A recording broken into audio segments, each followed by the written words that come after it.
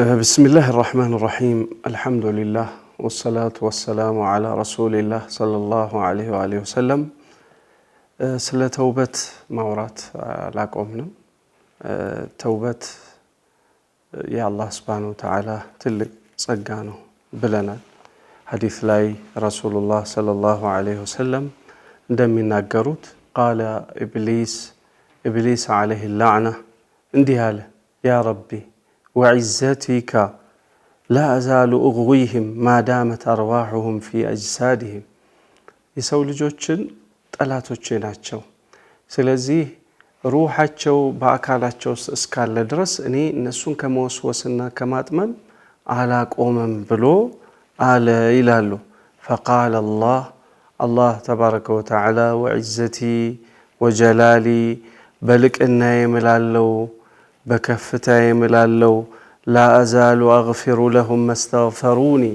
مهرت اسكلمنوين درس እኔ እነሱን ከመማር ደሞ አላቆም ይላል አላህ ተባረከ ወተዓላ ዘን ተውበት የአላህ Subhanahu Wa Ta'ala አክብሮት ልብ ውስጥ ሲፈጠር የአላህ ጸጋ እና ደሞኛ ያለንበት መስመር አልጋጠም ብሎ በዚህ ጭንቀት ውስጥ ስንወድቅ በሚፈጠር ሐያ ፍርሃት የሚመጣ ስሜት ነው ተውበት ይዘን ተውበት የሚጀምረው ስለ አላህ ታላቅነት በደንብ ሲገባና የኛን ወራዳነት ስንረዳ በመሃል የሚፈጠር ስሜት ነው ኢዘን ተውበት ክፍት ነው ላኪን ግን ወደ ተውበት ሊያደርሱን ቀልባችንን ለተውበት ሊያነሳሱ የሚችሉ ነጥቦችን አሁን አነሳለሁ አንደኛ ዕውቀትን መጨመር ነው ምናልባት ዕውቀትን መጨመር ስል መጽሐፍ ማከላበጥ ማለት አይደለም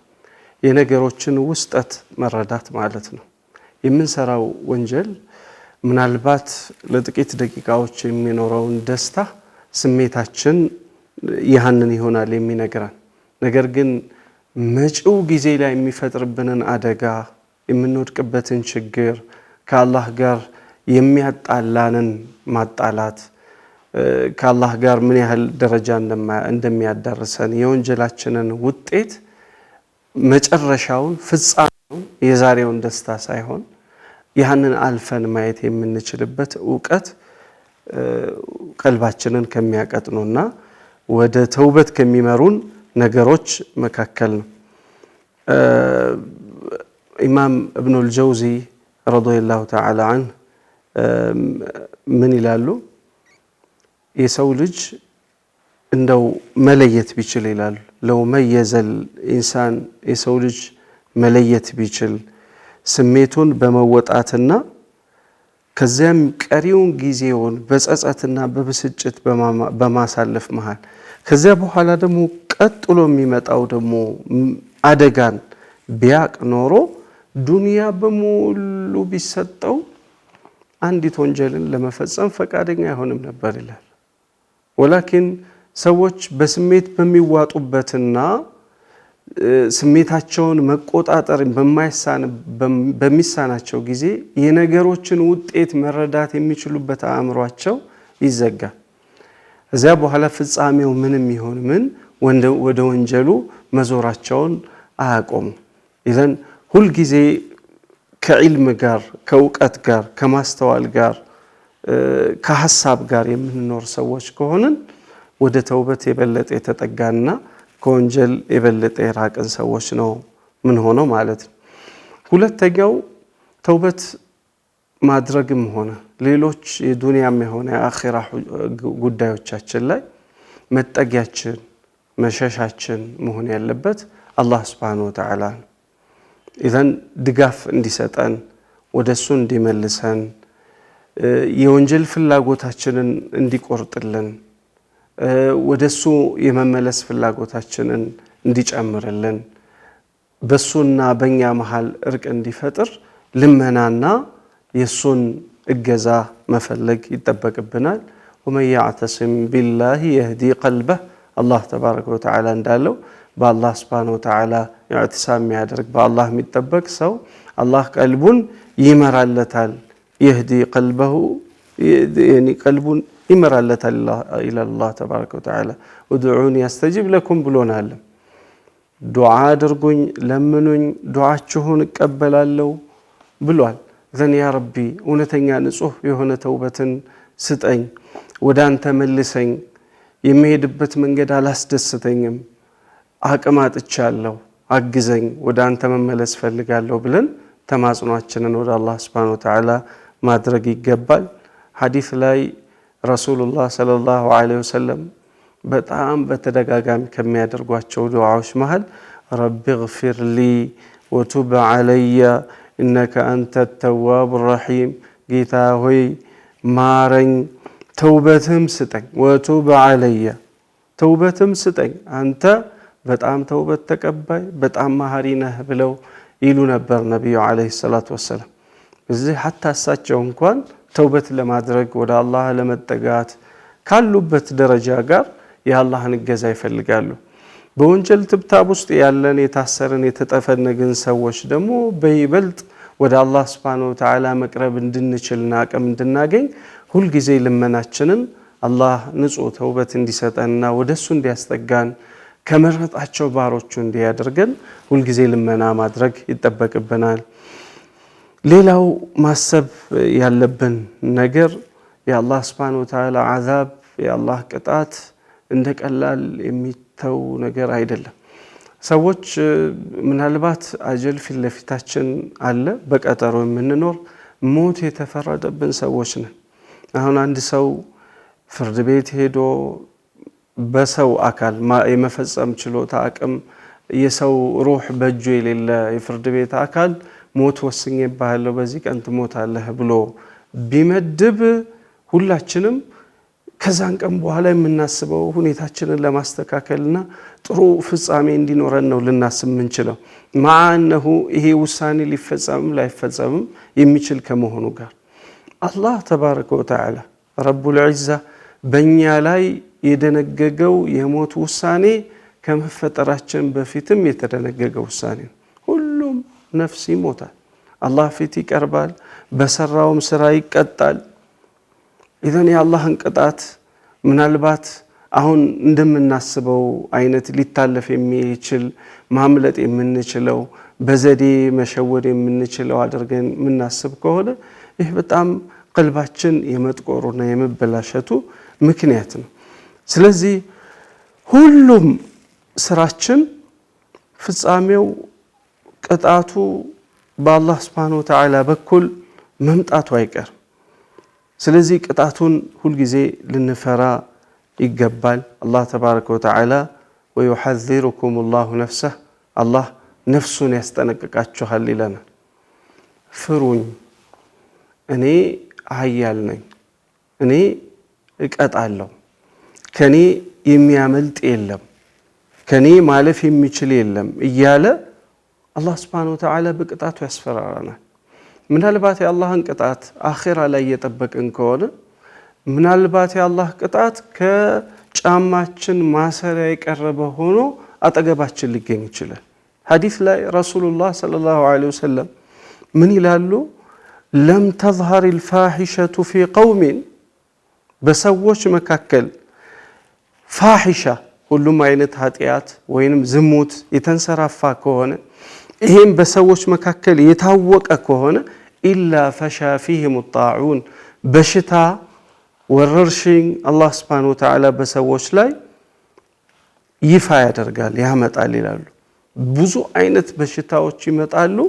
ከነሱ በፊት የነበሩ ቤተሰቦች አባቶቻቸው ላይ ታይቶ የማይታወቅን በሽታን አላህ ሱብሓነሁ ወተዓላ ያመጣል። ይህም በዱንያም ቅጣት ሊኖር ይችላል። ሰለፎቹ ሪድዋኑላሂ ዐለይሂም ራሳቸውን በጣም ይከታተሉና ወንጀላቸውን ይቆጥሩ ስለነበረ የወንጀሌን ውጤት በከብቴ ጸባይ መበላሸት ላይ በፈረሴ ጸባይ መበላሸት ላይ ያዋለው ይላሉ። ቅጣቱን አላህ እየሰጠኝ ነው ይላሉ። በቤተሰቦቼ ጸባይ መበላሸት ላይ ያዋለው ይላሉ። ኢዘን ቅጣት ምናልባት አኺራን ሩቅ አድርገን ከሆነ የምናስበው ዱንያ ላይም ሊከሰት ይችላል። የወንጀላችን ውጤት አላህን ሱብሓነሁ ወተዓላን ሁልጊዜ መፍራትና ማሰብ የአላህ ቅጣት እንዳይመጣ መስጋት ይጠበቅብናል። የምንበላውን ነገር ማስተካከል ተውበት ለማድረግ ትልቅ ነገር ነው። ለأنه ወንጀል እየበላን ከዛ በኋላ ያ የበላነው ነገር የገነባው ሰውነታችን ወደ ኸይር ነገር ሊወስደን አይችልም። ኢማም አቡ ሐሚድ አልገዛሊ ረዲየላሁ ተዓላ ዐን ሹእሙል ኢነ ሊልመዓሲ ሹእም ይላሉ። ለኃጢአት ራሱ መጥፎ ገዳለው ይላሉ። የኃጢአት መጥፎ ነገሩ ምንድነው? ሰውየውን እስርስር አድርጎ ያስቀምጠዋል። ኸይር መስራት አይችልም ይላሉ። ተውፊቅ አላህ ሱብሓነሁ ወተዓላ ያሳጣዋል። ይሄ ሰውየው አላወቀውም እንጂ ከቅጣት በላይ ከባድ ቅጣት ተቀጥቷል። ሰውየው ቅጣት ሌላ ቅጣት እየጠበቀ ነው። ላኪን የአላህ አዛብ በሱ ውስጥ መጥቷል። ተውፊቅ አላህ አሳጥቶታል። መልካም እንዳይሰራ አግዶታል። ቀልቡ ለመልካም ነገር እንዳይነሳ አድርጎታል። አላህ ተዓላ ኢነላሃ ጠይቡን ላ የቅበሉ ኢላ ጠይባ። አላህ መልካም ነው፣ መልካምን እንጂ አይቀበልም ብለዋል ነቢዩ ዓለይሂ ሰላቱ ወሰላም። ኢዘን የምንበላው ነገር መጥፎ ሆኖ እያለ ሐራም እየበላን ባለንበት ሁኔታ ይሄ በሐራም የበቀለው ሰውነታችን ወደ ኸይር ሊነሳና ተውበት ሊያደርግ አይችልም። ኢዘን የምንበላውን ነገር ማስተካከል ያስፈልጋል። አላህ ፊት መቆምና እያንዳንዷ ነገር አላህ ጋር ጥያቄ እንዳላት ማሰብ ያስፈልጋል። ሐዲስ ላይ ረሱሉላህ ሰለላሁ ዐለይሂ ወሰለም ላ ተዛሉ ቀደመ ዐብድን የሰውየው እግር ፈቀቅ አይልም አሉ። ሐታ ዩስአለ ዐን አርባዕ ስለ አራት ነገሮች ሳይጠየቃሉ። ስለ ዕድሜው ሳይጠየቅ፣ ስለ ወጣትነቱ ሳይጠየቅ፣ ስለ ገንዘቡ ሳይጠየቅ፣ ስለ እውቀቱ ሳይጠየቅ፣ እነዚህ አራቱን ነገሮች ሳይጠየቅ ሰውየው እግሩ ፍቅቅ አይልም ይላል። የምንሰራቸው ወንጀሎች በሙሉ በእድሜያችን ውስጥ ነው የምንሰራቸው። አላህ ሱብሓነሁ ወተዓላ ስለ እድሜያችን ይጠይቀናል። የምንሰራቸውን ወንጀሎች በሙሉ የምንሰራቸው ገንዘባችንን ተጠቅመን የአላህን ሪዝቅ በልተን የምንሰራቸውን ወንጀሎች በሙሉ የምንሰራቸው አላህ የሰጠንን የግንዛቤ የእውቀት ችሎታ ተጠቅመን የምንሰራቸው። አብዛኛው ወንጀሎቻችንን የምንሰራውም ደግሞ ወጣትነታችንን ተጠቅመን። እነዚህ ሁሉ የአላህ ኒዕማዎች የአላህ ጸጋዎች ናቸው። የቂያም ቀን አላህ ሲያገኘን እግራችን ፈቀቅ አይልም ስለ እነዚህ ነገሮች ሳንጠይቅ። ይዘን ለሰራነው ጥፋት በሙሉ መልስ ማዘጋጀት ወይንም ተውበት አድርጎ ወደ አላህ መመለስ የግድ ያስፈልጋል ማለት ነው። ሌላ ወደ ተውበት ከሚያቀርቡን ነገሮች መሃል ሞትን ማስታወስ ነው። ሞትን ሩቅ አድርጎ ማየት የበሽታዎች መጨረሻ ማለት እሱ ነው። ለዚህ የሰውየው ስብዕና ሊስተካከል ወደ አላህ የቀረበ ባሪያ እንዲሆን ነቢዩ ዓለይሂ ሰላቱ ወሰላም ትልቅ ምክር አስቀምጠውልናል። ኩን ፊ ዱንያ ከአነከ ገሪቡን አው ዓቢሩ ሰቢል። በዱንያ ውስጥ ሁናሉ ምን ሆነህ ኑር? ከአነከ ገሪብ ልክ እንደ እንግዳ ኑራል። እንግዳ እዚህ ጋር ዳስ ልጣል፣ እዛ ጋር አልጋ ላድርግ፣ እዚህ ጋር መደርደሪያ ልጨምር፣ እዚህ ጋር የሆነ ነገር ላድርግ አይልም። እንግዳ የተወሰነ ጊዜ ቆይቶ እንደሚሄድ ያውቃል። ስለዚህ ቀለል ያለ ኑሮ ተጠንቅቆ ነው የሚኖረው። ኢዘን ኩን ፊ ዱንያ ከአነከ ገሪብ ኢዛ አምሰይተ አሉ ያመሸህ እንደሆነ ፈላ ተንተዚር ሰባህ አነጋለሁ ብለህ አትጠብቅ። ያነጋህ እንደሆነ አመሻለሁ ብለህ አትጠብቅ። ወኹዝ ሚን ሲሐቲከ ሊመረዲክ ጤና ሆነህ ሳለህ ለበሽታህ ተዘጋጃሉ። ወሚን ሐያቲከ ሊመውቲክ በህይወት እያለህ ደግሞ ለሞትህ አዘጋጅ ብለዋል። ኢዘን ሞትን ሩቅ አድርጎ ማየት የበሽታዎች መጨረሻ በሽታ ይሄ ነው። ብዙ ኸይር እንዳንሰራ ያገደን ይሄ ነው። ምናልባት የሞቱ ሰዎችን በሙሉ ብትጠይቋቸው ደግሞ በእኛ ሁኔታ ውስጥ ነው ያለፉት። ሁሉም ነገን እየጠበቀ ነው የሞተው።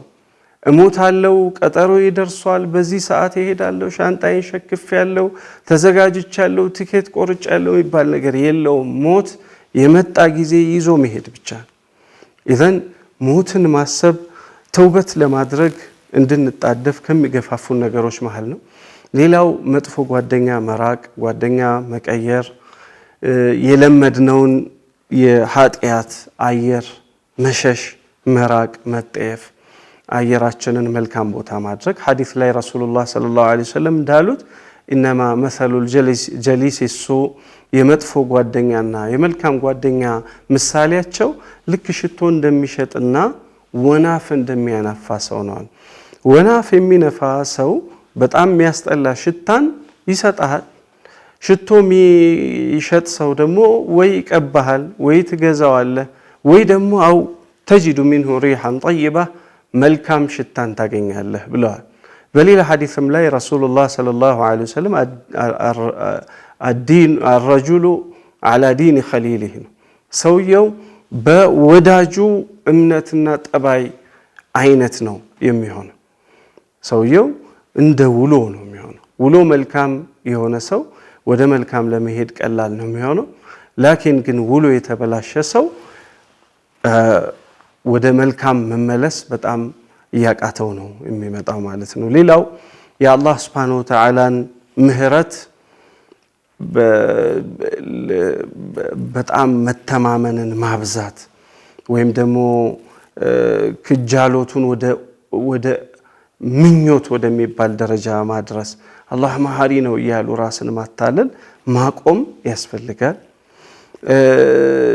ነገ ዛሬ ማለትን ማቆም ያስፈልጋል ወደ ተውበት ምን ሄድ ከሆነ ብዙ ሰዎችን ከተውበት ያገዳቸው ነገ ዛሬ ማለታቸው ነው ከቀስቃሽ ነገሮች መራቅ ያስፈልጋል አንዳንዴ ወንጀል ልብ ውስጥ ከሰረጸ በኋላ ደግሞ ለብቻ መሆንን ማቆም ያስፈልጋል አንዳንዴ ለብቻ መሆን ከአላህ ጋር የሚያደርጋቸው ሰዎች አሉ ለብቻ መሆን ደግሞ ውስጣቸው ካለው ስሜት ጋር አብረው እንዲሆኑ የሚያደርጋቸው ሰዎች አሉ ኢዘን ከተውበታችን ጠቃሚ እንዲሆን ምናልባት መልካም ጎረቤት መልካም ጓደኛ መልካም ሰዎች ፈልገን ከነሱ ጋር ማሳረፍ ብቻ ከመሆንም የተሻለ ጥቅም ሊያመጣ የሚችልበት ሁኔታ አለ ማለት ነው ለዛሬ እዚህ ላይ እናበቃለን وصلى الله تعالى على سيدنا محمد وعلى اله وصحبه وسلم الحمد لله رب العالمين